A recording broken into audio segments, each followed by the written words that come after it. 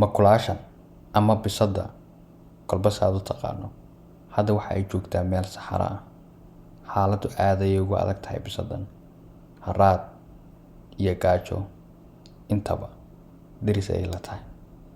Hadda waxay isku dayaysaa inay ugaarsato ama ay calaf ka dhigato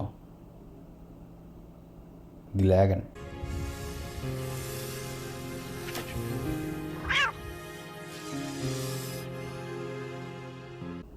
Hal khalada oo ka dhaca bisadan ayaa laga yaabaa in nolosheeda dhan ay ku weydo.